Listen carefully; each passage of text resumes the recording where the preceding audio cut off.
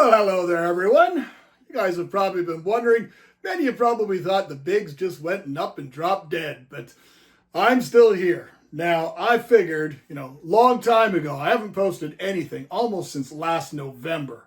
And I got a feeling that I'm going to share this video on both channels because you guys, once you see the video, you'll kind of understand everything that's been going on and why I haven't been posting. So today, I thought I'd actually come on here and give you guys a reasoning, or at least an understanding of why everything's been the way it is and what's coming. There's some incredible things that are coming down the pipe here. And trust me, if you don't follow me now, you're going to want to be in this when it starts. So let's get into it.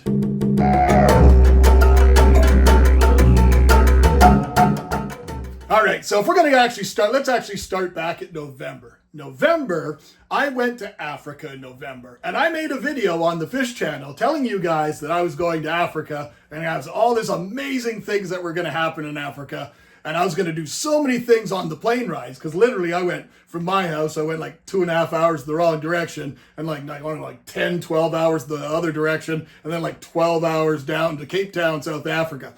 My body did not like that length of a trip, but I did go. It was absolutely incredible.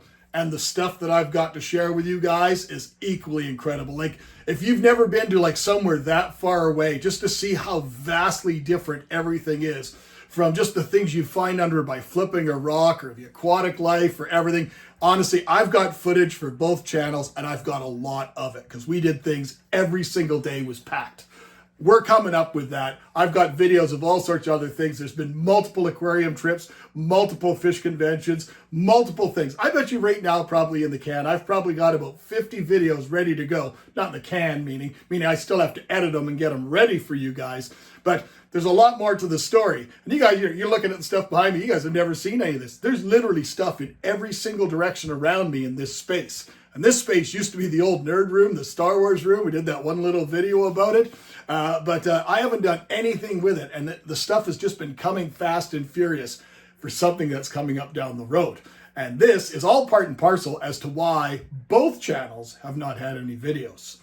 All right, so on the way there, had a great time. The only problem I had is I told you guys I was going to edit so many videos and do all this stuff and everything with all this footage. I have footage from like 2 years ago, October still, that hasn't even been edited yet, of an aquarium trip. But it'll come, it'll fine, and as long as it's still relatively current, I'm still going to show you guys some of these incredible things that we've done and seen.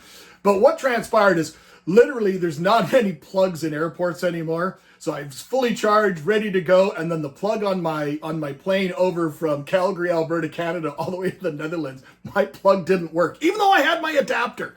And then when we got to the Netherlands, we only had I only had a 40-minute. I literally packed for 2 trips. I packed for a trip in Amsterdam, and I packed a trip for South Africa, because I thought there's no way I'm going to make the connection. But it was literally luck called on, and I basically was only 2 or 3 gates away, and it was no problem. But again, I wasn't able to charge anything for any length of time, even though I had my adapter. And then when I got on the next plane to go all the way down to, 12, 14 hours or whatever it was, I'd been up for a day and a half already, so I slept for half of that. And then I didn't have that adapter in my carry-on. I had it in my check luggage. So nothing transpired on the way down, and on the way back was an absolute nightmare. But that's for another video down the road. But when I did get back, you guys have known, I shared this probably with you, it's just personal stuff, but I lost my mom about, it'll be 3 years this coming May.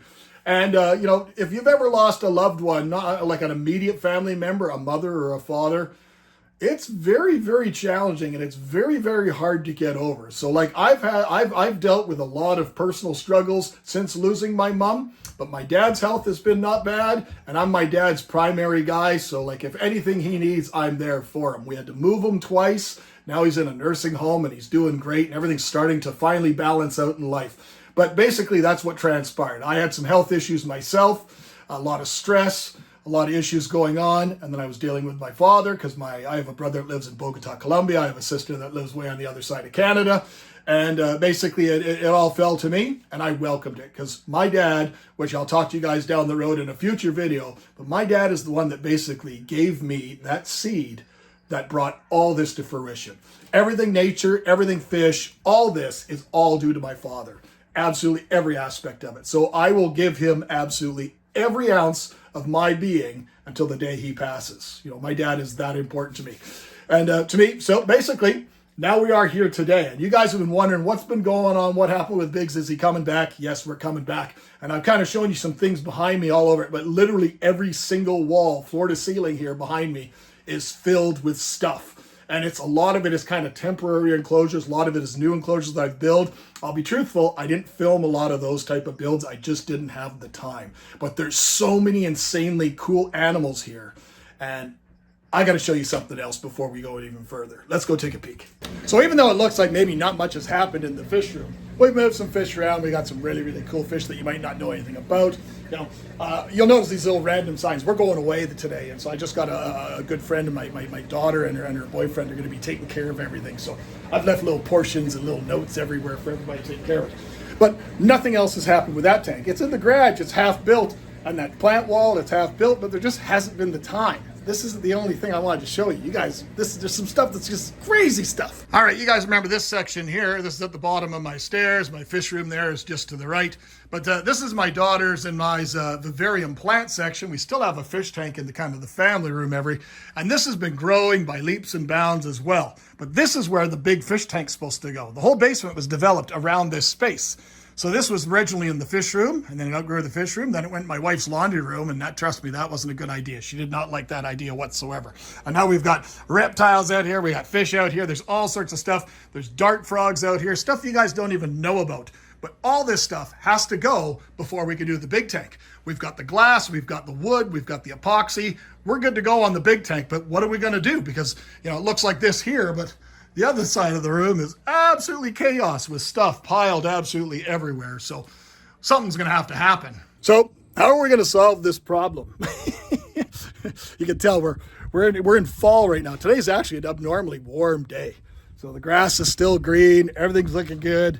You know, everything's doing good. The farm's fine. But one of the biggest changes that's transpired happens to be that.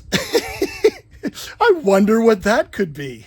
So, you guys remember I probably had a little chicken coop over there. I had to move the fencing around to accommodate this thing.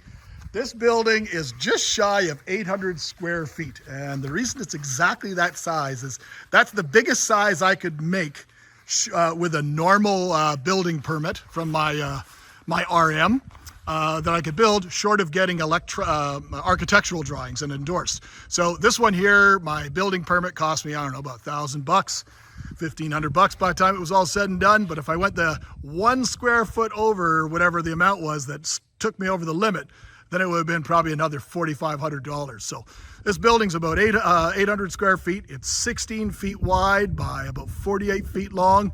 It's 14 feet at the front, and it slopes back to 12 feet on the back. I've got an amazing contractor that is, he understands my vision. He understands what I want to do. So, you know, it looks like an absolute fortress from here. We weren't really expecting it to be this tall, but he built it this tall, so it didn't look as odd right beside our house. So we found a way to be able to use the space, we believe. But this is the entrance pad, and if you note, the concrete looks really, really different. It's filthy right now, but I've got some imagery I can share with you guys. Sorry for the acoustics in here. It's going to sound a little bit different. But this is now the home of Realm Natura. And I don't know if anybody caught it, but this is the new logo for the new channel. So I'm wearing a fancy shirt already. Nobody even knows about it. But if you are on that channel, you already would have seen that logo is already now the main image that you see when you find the channel. And I think that's a bit more appropriate for people wanting something, if they want to use some merch or something like that, than a picture of some old dude holding a leaf. But whatever. So let's take a quick peek inside here and give you some ideas. Now I've drawn out a few different types of plans already.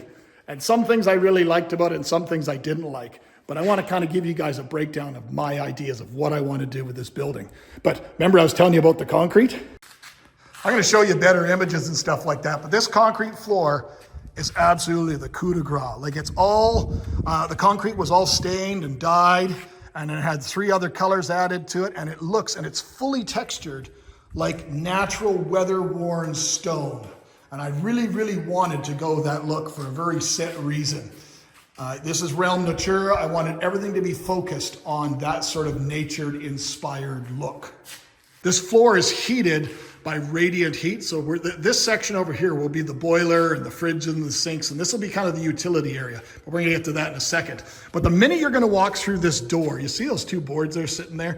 That's an 8-foot space, and I really wanted to center it, featured on the doorway, my YouTube studio wall. And I have some incredible ideas, but I gotta save some surprises for later for you guys. And then I have about 3 feet, 30 inches of space. And that board's just an idea, but there's where the drain's on the utility side. And it's gonna come about 12 feet out, and then there's gonna be a doorway going through. Now that side is where all the plants, all the isopods, any of the non-really display stuff, the business side of the building, I guess. So we can really work on the frogs and the plants and the propagation tubs and all that stuff, and all the workstations. Everything will be behind there, will be all brightly lit and utilitarian. However, on this side, we're building some pretty crazy things here. So you see that giant board on the floor there? Well, that piece of OSB there, that's a 4-foot sheet. Comes out 4 feet. Imagine this being a solid wall all the way up to the top. So if it's 16 feet on the outside, we're looking at that cage will be about 15 feet on the inside. 15 by 4 by, I don't know, 12 tall, and we'll cap it off at 12 feet. And we're gonna do all sorts of crazy. That's one enclosure that we're building for my little mini zoo sort of thing. One enclosure is that big. The other large scale enclosure is gonna be kind of the footprint here. And that is for another animal you guys don't know anything about. And this enclosure is gonna be 12 by 6, and it's gonna again go up to 12 feet height as well. And then my service area is gonna be here. So both of these units are gonna be about 2 to 3 feet off the ground. I'll have a service door to access underneath for maintaining the electrical or water or anything like that that needs to be accessed. And then there'll be service doors on the top portion to get inside of each of the units. Same on this side here. There won't be any service doors, but I'm gonna leave the same size space so you can actually view the whole thing really, really well. And then from this board on the floor all the way to this board on the floor, this is animal units, animal cages, either units that we'll build, units we've already got, some of the PVC cages that we've got, whatever. We are gonna be thinking of the idea of possibly putting in those 4x2s, that piece of OSB there. We're thinking of putting some 4x2x2, 4x2x2 in the lower section for animals that are specifically on the ground. And then we could also put 2 in this unit as well here. And then on this space here for that 12-foot wall, I got the idea of a 4-foot by 3-foot by 8-foot tall, maybe even taller, and doing 2 units side by side, and then doing 1 unit that's 3 feet and the same sort of height, just to kind of tap it all off. And then I'm thinking somewhere right here is where we'll probably do a large feature spider wall or something like that. So I don't have necessarily figured out every single individual unit, like I have a 12-foot space by 12 feet there, but I do have an idea of what will work. Obviously, I'm not going to be putting animals up 12 feet high in the air, but you guys are getting kind of the idea. Now, the other thing that will be happening in here is because it's so tall and because this side is a little bit smaller, there's actually going to be a staircase somewhere in here, and that's 8 feet. So that board that runs across there, that's 8 feet, and that's 14 feet to the rafter. So I'm 6'3", so if we build something here in that 7-foot kind of range, for the first 6 feet coming out from that wall, the first 6 feet, we're going to build kind of an upper level that'll be, I don't know, what's gonna be about 32 feet long, and it's gonna come literally to here, and the reason to there is it coincides exactly with the wall of this enclosure.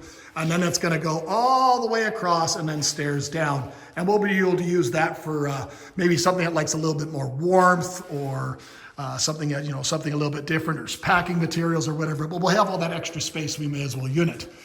So next thing we're waiting on is he's got the siding coming, he's got the roofing, cladding coming and everything like that.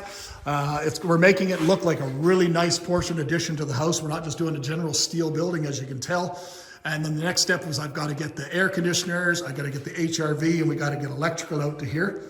But I think it's coming together well.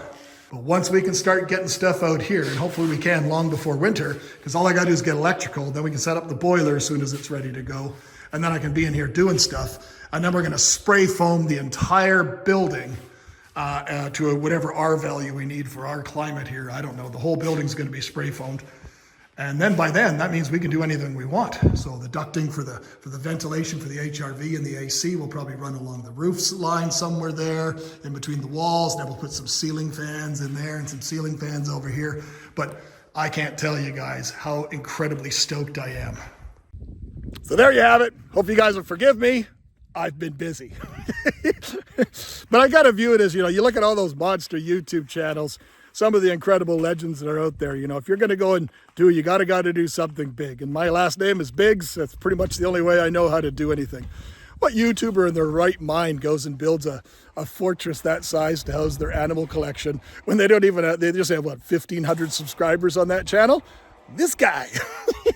But we're going to have some fun. So hopefully you guys will check it out. You'll share the video and let people know that the Realm Natura is coming, and it's coming fast. Till next time, my friends, take care.